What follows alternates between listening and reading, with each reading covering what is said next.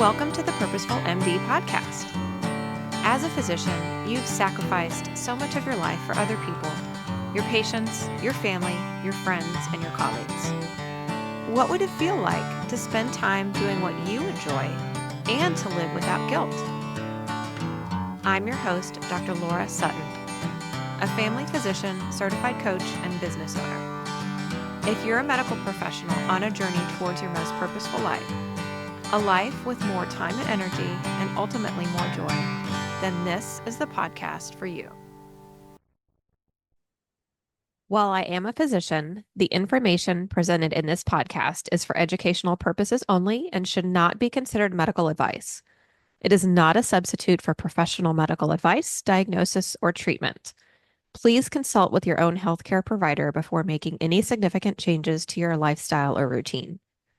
By listening to this podcast, you are not creating a physician-patient relationship.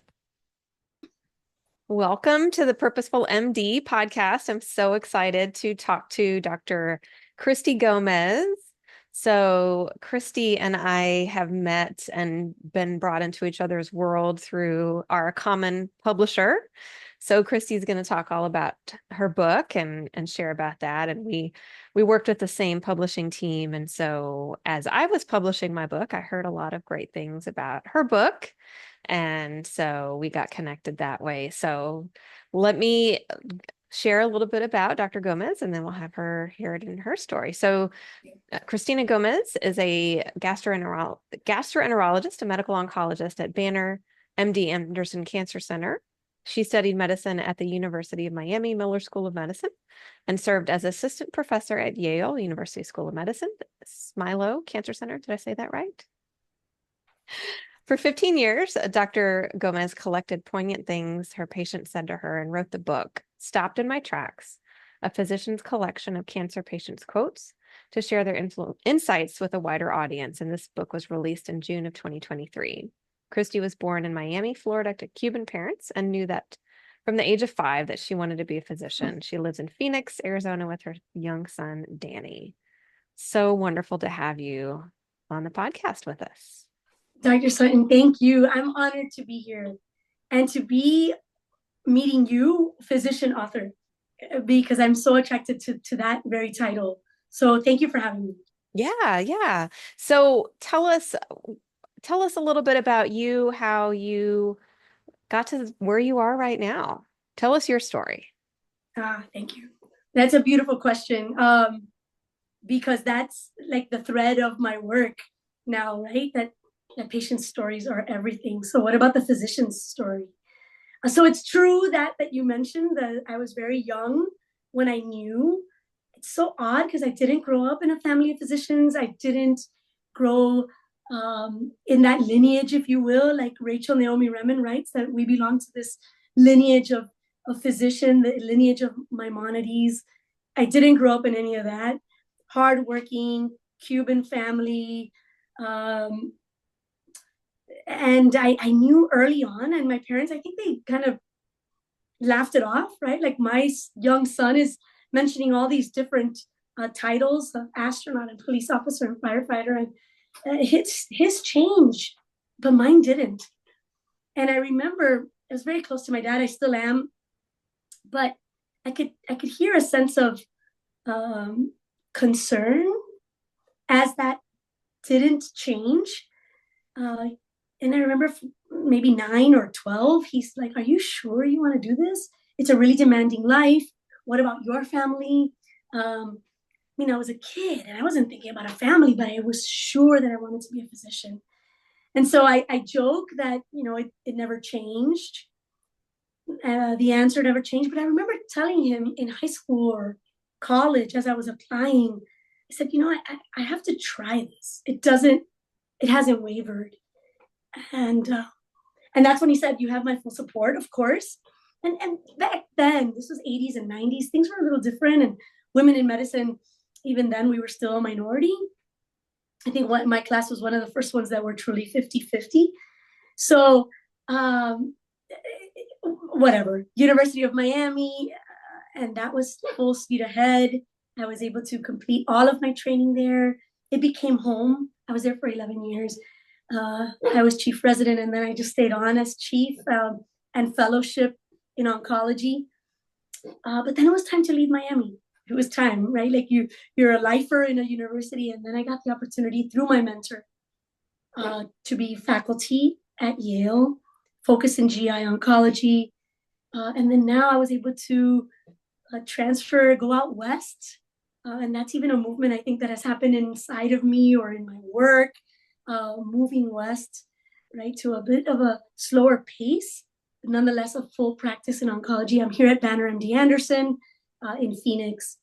But that's my story, and this book came. Well, we'll go into that. But my book came in pandemic at the same time that I adopted a little boy. So I think my story is one of movement, of challenge, of hearing a thread. Right, medicine was a thread. If I'm more personal, adoption was a thread, and then following that, and seeing it through. And so that's where I'm at now. Yeah. I thank you so much for sharing all that. It's so beautiful. And you talk about the threads of you wanting to be a physician from when you were very young. And like you said, you followed that through. You stuck with that. And you wanted a child. And so you stuck with that. You wanted to write a book. And so you stuck with that. And so I'm definitely seeing this pattern here for you. And we were talking a little bit before we hit record about, yes, we'll talk about the book. We'll talk about anything you want to talk about for sure. But you said something really just poignant before we were recording about how you brought your son into your life. So do you mind Uh, sharing what that was like for you? so, I haven't really thought about it like this, but in the same way that medicine was just a thread that didn't change, so too was adoption. So I grew up in the church, and there were words in scripture that resonated with me. Uh, they kind of popped out to me. And there was a long time that I thought we all heard it the same way, right? A God who loves us in the spirit of adoption, a God who calls us uh, his own or her own, right? Not friend, but mine. Right? This loving relationship of adoption, right? That word continued to resonate. And in the Judeo-Christian, right, tradition, then there was this story of Sarah and Abraham, and then boom, there's Isaac, right? And so this whole thing of promise, and that became a thread. Um, then I came to know Safe Haven and that whole idea, that whole movement of a safe place for babies that were born into really difficult situations, but where there's no questions asked. And as a physician and as a person who honors people's stories, that whole idea became super attractive to me. And I said, I need to participate in Safe Haven, either in volunteer or I'm going to have a Safe Haven baby. Or and I lived in Florida for many years, and single motherhood and adoption, that was a whole question. But I moved to Connecticut to work at Yale, and there was all of a sudden this movement to recruit families. And I'd walk through streets of New Haven, and there'd be on a light post just like a tacked piece of paper, almost like open mic night or Mm-hmm. couch for sale, 1-800 Kid Hero. And I typed that into my phone, and it was the link to the foster care system, to Department of Children and Families, and in particular, there was this, I don't know, movement to serve the gay community in Connecticut who wanted to be parents. And I belonged to the LGBT community, and I said, oh my God, a state that honors what my family could look like. And I'd watch TV, and again, 1-800 Kid Hero, right? A thread. And so I went back to prayer and spirituality, and once again, the same, right? I have loved you in the spirit of adoption. And so this calling that didn't waver. And then I began to do my training. I started my training, no one really knows this. The open house for DCF was on February 14th, and it wasn't lost on me who, who believes in numbers or who believes in dates, or that, it wasn't a couch for sale and it wasn't a job as a barista. It was like 1-800 Kid Hero. Um, February 14 was the day that the open house began for potential foster parents. And I've never told this story, much less on recording or to the world, but I was being invited to love in a different way, right? Yeah. And people talk about how commercial Valentine's Day is, and so I couldn't believe it, right? It wasn't about a reservation. That night, I rushed to a little office in the corner of the Northwest Hills of Connecticut. And there were just about 4 families, and my journey began. I did the entire year of prep. I didn't tell anyone. I didn't tell my family because I knew that that was their gestation almost. And so I wasn't ready to be told. But then I get a phone call 4 days after the world shut down, March 2020. And there was a call that said, there's this little boy. Very few questions after, uh, Danny came home, and I knew that my son was home, and I knew that that it was forever. That whole idea. The caseworkers rolled their eyes and said, that's unique. Give this time. And I said, yeah, there's certain things that we know. And so a year later, despite it being Zoom and still in pandemic, when vaccines were just making their way and families had not yet been able to travel or gather, our adoption was finalized. So he's 7 now, and I'm in the throes of the second grade homework. Oh my goodness. That is such a beautiful story, and he is so lucky that he chose you and you chose him and you chose each other. And I agree with you. I think he, these types of things, and so it sounds like that was just a truth for you that's shown in that moment. And especially the Valentine's Day. I'm with you. Numbers and dates and things like that have the significance, and it sounds like there's no better place to be on Valentine's Day than in that room where you were starting your journey. Yeah, yeah. And as you're speaking, I remember my mentor, Dr. Roshalima. He was in my GI medical oncologist in my training.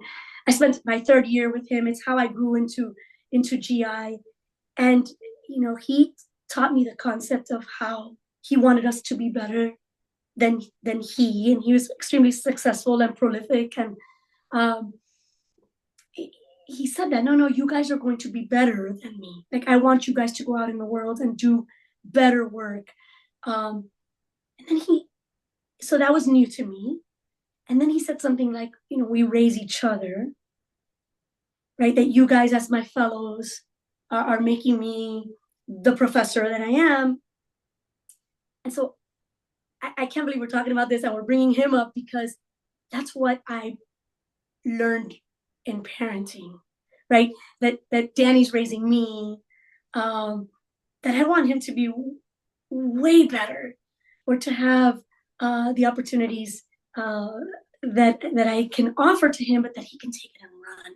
So that's the thread now, right? Where oncology or medicine and life, and I guess all of us have that story, but for me, alone in pandemic, right? I dreamed that my family would come, and the airlines were shut down. It wasn't safe. But yeah, right. That we raise each other, or that I needed Danny, really. Yeah. That he's raising me. It's almost like our training in medicine, right? Right. Like, Yeah. he's training me. Yeah. It's so true. Parenthood is such that journey where I'm learning from my daughter all the time and learning how to be a better person and a better mom and a better doctor and better coach and all the things. Yeah. Yeah. They're Yeah. our greatest teachers. Yeah. Oh, that worked. And that didn't. Yes, exactly. Exactly. And the feedback's pretty immediate. Pretty immediate. Yeah. Yeah. You don't have to wait for them to be teenagers for the eye roll or the Right. yes. Yes. Yes, for sure. Oh, that's so awesome. I definitely want to hear about the book. I mean, I want to know how that thread started for you. And so tell us, where did this idea come from? Tell us Yeah. about the whole process. Yeah, thank you so much. And I really mean it about being honored to meet you, physician author. And I can't wait to read the Purposeful MD because early in my career, first year med school, we were given a book called Kitchen Table Wisdom by Dr. Rachel Naomi Remen. And we were introduced to Perry Class and to all physician authors. And we were invited to jot down, honestly, they talked about it as pearls, things that we learned at the bedside that we had learned in the books, but the book didn't really capture it. You know, whatever it be, caput medusa, right? In a very cirrhotic patient, like jot that down because you saw it, or draw it, right? Be the scientist that you are. Like when we learned the scientific method, they asked us to keep that, and this was before. I'm aging myself a little bit, before cell phones or iPads or anything that was digital. But that didn't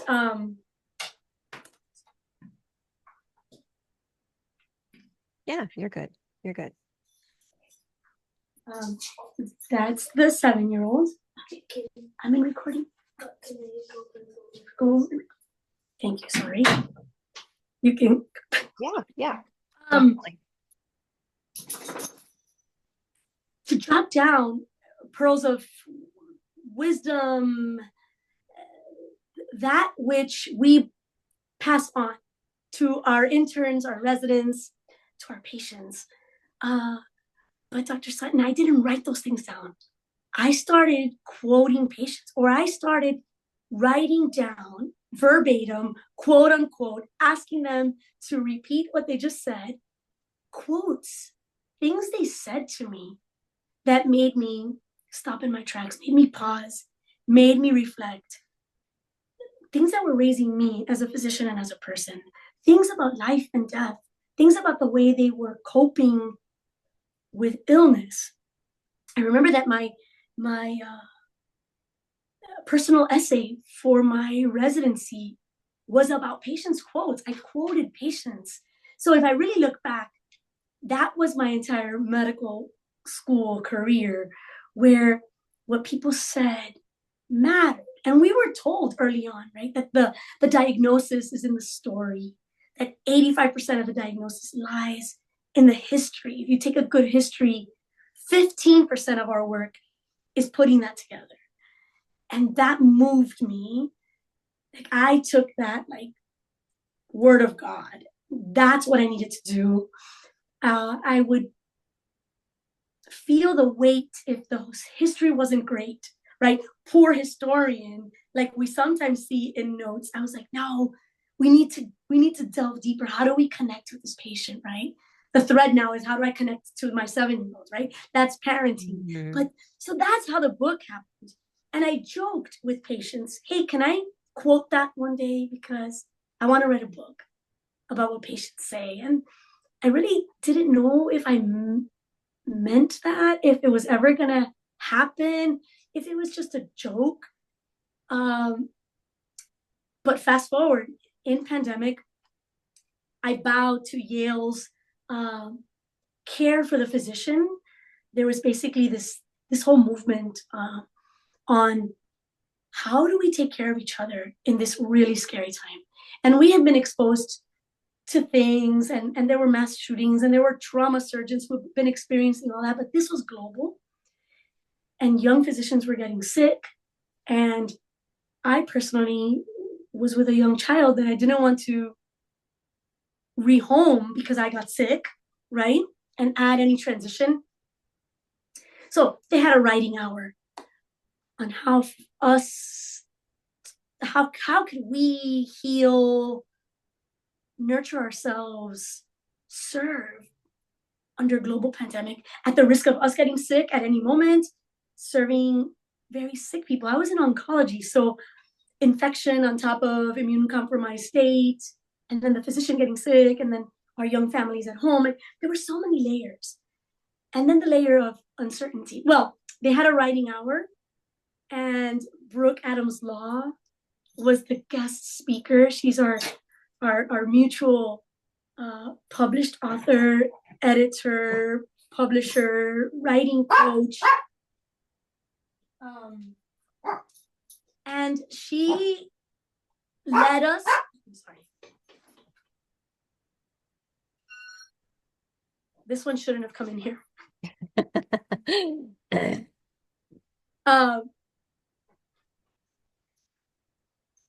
So she led us in writing, in freestyle. She asked us about writing an experience from med school, something that moved us, some experience that maybe we had never shared.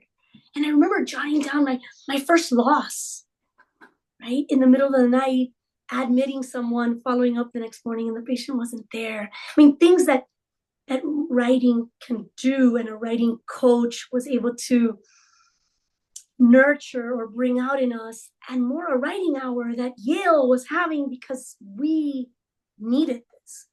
So at the very end of the session, she said, anybody have any thoughts? And I said, I've got this collection of Post-its.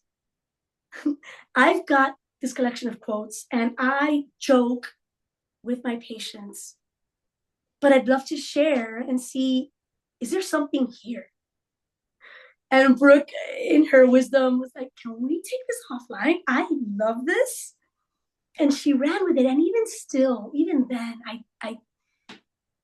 I wondered if I could capture what happens in the exam room, what happens in that moment of encounter, what happens between patient and physician, what we're taught since first year about that sacred space. And so that's where my doubts were. And I asked Brooke, and I don't know if she's told you, I asked her, I think 50 times about each 50 quotes. Are you sure? Does it capture what happened? Does it capture what the patient meant? Does it capture how it moved me? Because I wanted to retain the very art of medicine that came from the patients themselves. So from first year med school to global pandemic, pulling out all of these Post-its that I had stashed in a box and going through them with her. And then Stopped in My Tracks was born. And it's really a collection of quotes, a quote per page. And some of them have artwork. I haven't pulled one of those, but that's what happened. And then it was born. Yeah, that's amazing. Just amazing how so much in what you said. One thing that struck me was when people around you, when you were in your training, were writing down kind of the pearls and nuggets and that type of thing. You were writing down what the patients were saying, and like you said, we are told this so often that the patients will tell you what's wrong with you. You just have to listen. And it's true, because how often, what's the study that says that physicians interrupt patients after like 90 seconds of talking or something ridiculous, maybe even less than that. Maybe I think it's like 18 seconds. It's ridiculously low. 90 seconds is way too long. But it's so true. And so I just think what a gift it was that you gave these patients, that you're listening to them and you're writing down what they're saying and even asking them, hey, can you repeat that? I want to capture that. And so what was the response that you were getting from your patients as you were doing that? So some of them laughed, like scoffed it off, like, oh, come on. They rolled their eyes. You're not going to quote this. Others loved it, right? Others were like, they'd bring me a quote next time. Like, maybe this will make it to your book someday. But some of them, when they talked about life and death, it was a chance for them to pause too. And, I recommit to that every day when you mentioned it, right? That pausing, what is it that they're inviting us to? Allowing silence. And so in oncology, especially, asking them to say the things that they had just said, when it was really about accepting what was next or questions that they had, it was a moment for them to really hear what they said. And it was like, oh my God, I really said that, or I meant that, or, you know, saying, I want to stop treatment. And I'd be like, wait, what? Yeah, I want to stop my treatment and I want to go write my memoir. I was blown away. She made it to the book, of course, and she meant it. She stopped treatment and then wrote her memoir and didn't spend time at the cancer center. So I recommit every day to hearing, to listening. I pray that I'm teaching it to my students, my residents, because it's true. Something happens there. Our history is different. Maybe the plan is different. Just today, I wanted to do something just by the book, and yet something within me was like, that's not going to work for this patient. And I called a colleague of mine and I said, everything says this is the algorithm, but am I missing something? Because I know him. And he's like, you know his social history so well. You know it uniquely. Let it guide your treatment, because that's just as important as family history, surgical history. So that's my love in medicine. The medicine that happens, or the healing that happens, when we really listen to them. So that's my thing. Yeah. It strikes me as so incredible and such a loving, compassionate thing that you do, especially in times when you are maybe not able to offer treatments that are going to extend the person's life or quality of life as a GI oncologist, and you're having these conversations with patients regularly where, we know that the news is not good, and patients are probably confused and scared, and so the fact that you're able to really just ask for their story, you're humanizing them, and you're not just treating them like another patient with colon cancer. You're treating them as a person, and listening to them as a person who has a story, and you want to hear that story. And I just think that's so incredible. It's getting a little emotional about it, thinking about just my own experience as the daughter of somebody who my dad passed away from lung cancer about 4 years ago, and just thinking about that journey with him and about his medical team that he worked with that was amazing, and really treating him like a person who had agency and respected decisions and that type of thing. But also how scary it was, even for me, being a physician and being in kind of in that role. And I had never heard of some of these drugs, and I don't know, I don't know what the best thing to do is. And so even though I'm in the medical field, clearly as a physician, there was still a lot of fear and confusion on our part. So um, I just think that's such a beautiful gift that you are giving your patients, and that you're now teaching residents and other physicians to do the same thing. Thank you, thank you. I'll share two pieces there, or maybe three. One is Dr. Joe Greer. He actually was a gastroenterologist in Miami, was a University of Miami medical student who went under the bridges of Miami when Miami had a really strong homelessness issue. He'd go down there in the streets of Liberty City, and he later became faculty and taught us about how he learned that diabetes was rampant, and yet here was this optimistic medical student who couldn't bring insulin because you need refrigeration, and in Miami, the heat and humidity. So he taught us to look at things a little differently, and he said, I want to bring him up because he later won a National Medal of Freedom under President Obama. And so I'm honored that I learned from him, and he said, I've never had a colon walk into my office. And he invited us to see the patient completely. And he was a gastroenterologist. Now I'm an oncologist. I'm seeing this, and I'm telling my students, like, or my patients or their families. I don't just want to treat your pancreas cancer or your colon cancer, right? So I gotta treat the whole patient. So today I had a patient who came as a second opinion. She's gone through multiple lines of therapy, metastatic pancreas cancer. It's acting very aggressively, so not responding to the therapies that we have that can really extend her life. And here it was as a second opinion. She dropped the fact that she had been to someone else earlier in the day. So now I knew I wasn't a second opinion. I'm like the third or fourth. And I highlighted the options, but then I was so moved that she let me go there. Because then I said, the option that we really need to talk about here is that what if we don't do this anymore? Like, what if we choose quality? What if, and she uttered it in one of her stories, like, well, does that clinical trial give me any quality? So I took that ball and ran with it. Like, if the goal is quality, let's really weigh quantity. What can we weigh here and all of that? So I am practicing this. I am practicing medicine, right? Picking up on these words that, like my book, made me stop in my tracks or made me pause. Today it was that.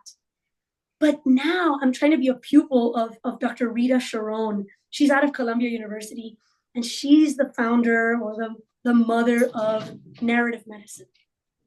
And this whole field of medicine about exactly what you and I are talking about, exactly what you and I are doing in our work, which is that writing helps us and helps the patient. That the way we tell their stories matters, and the way they tell their stories, the way that we're trained to tell a story, like an H&P, can be so different, so vast. We can talk about or we can talk about this patient who came for a third opinion and is really seeking quality. I could talk about the phase 1 trials in pancreas, may not give quality.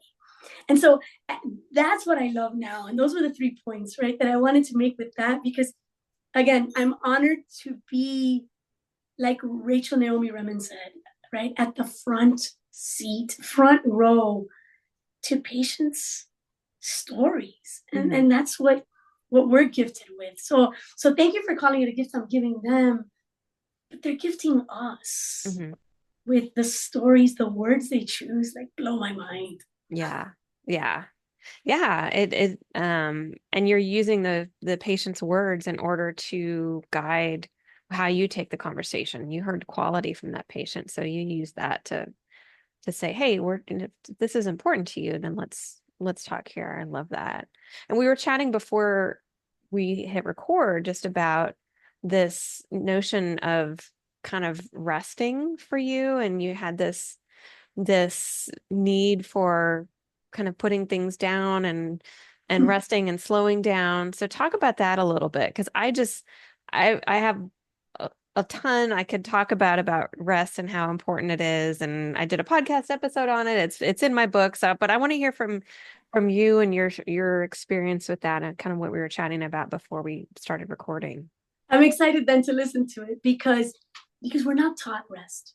Right. I remember in our training we had one lecture on sleep.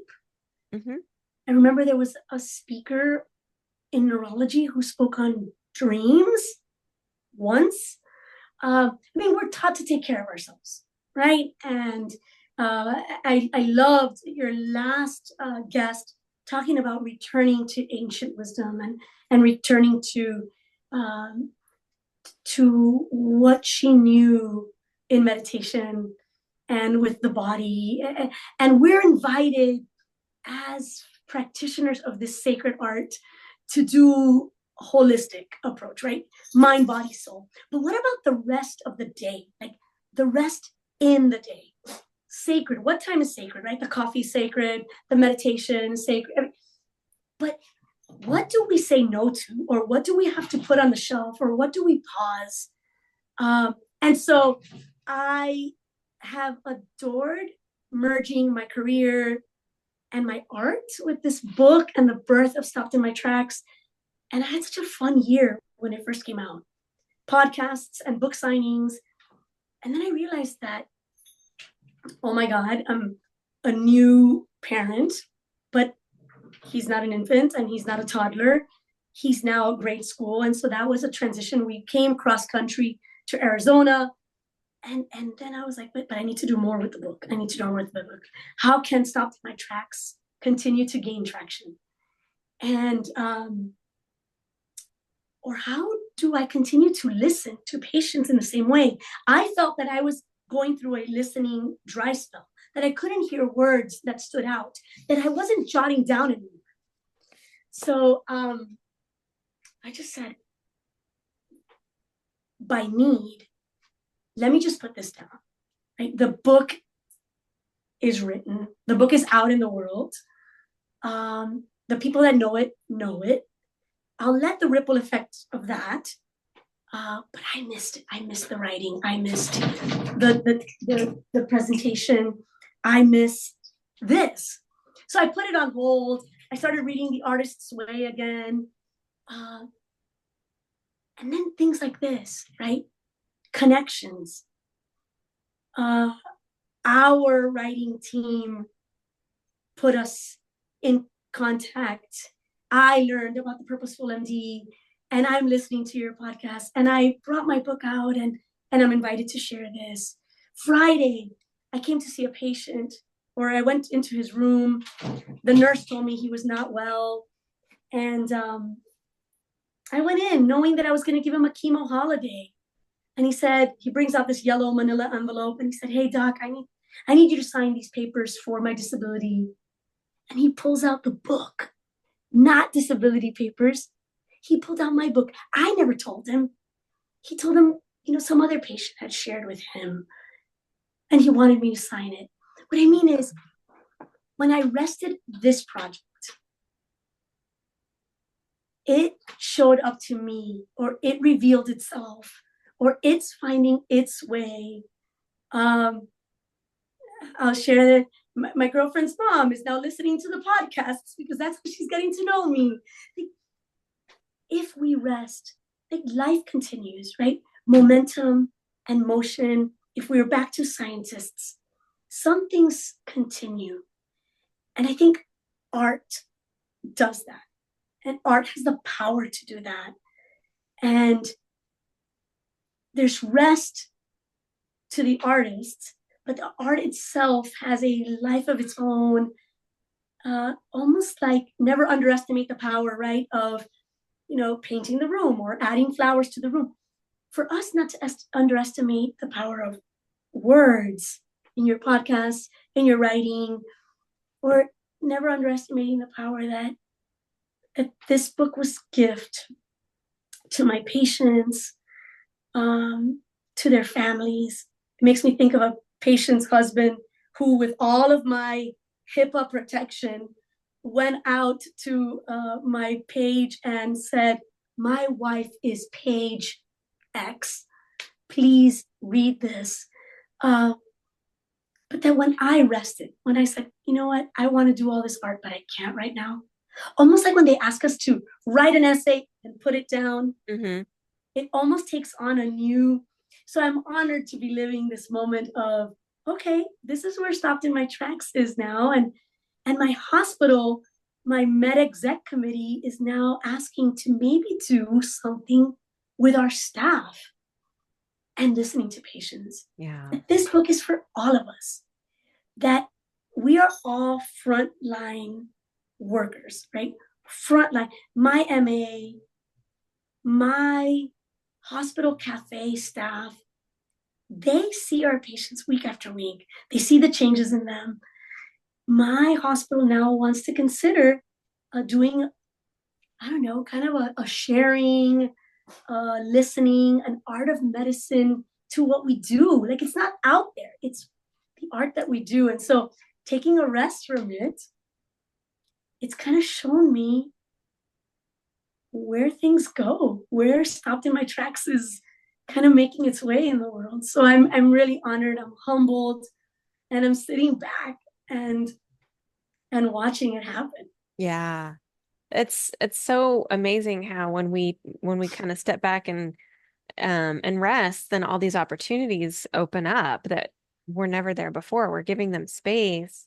And then, like you said, art takes on a life of its own. It's almost like we have to let it breathe, right? And then like a fine bottle of wine, we have to let it breathe, and then it will breathe and become something more beautiful. So I love everything that you're doing. Thank you so much. It's been so wonderful to talk to you. Is there anything else that you'd like to share with our listeners? Thank you. Thank you for having me.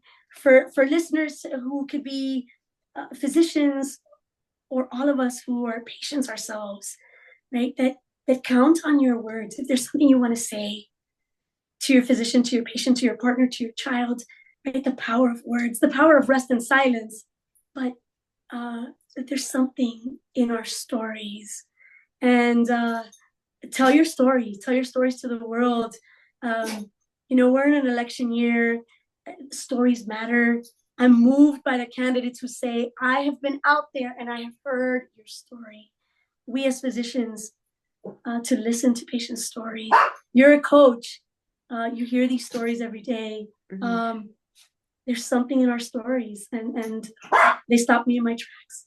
I love it. Thank you so much for being on. And yeah, just thank you for everything that you're doing. Thanks for having me. Appreciate this so much. Thank you for watching The Purposeful MD on YouTube. If you like what you see, please like and subscribe. Please also visit www.thepurposefulmd.com for free downloads or to discuss working with me as your coach.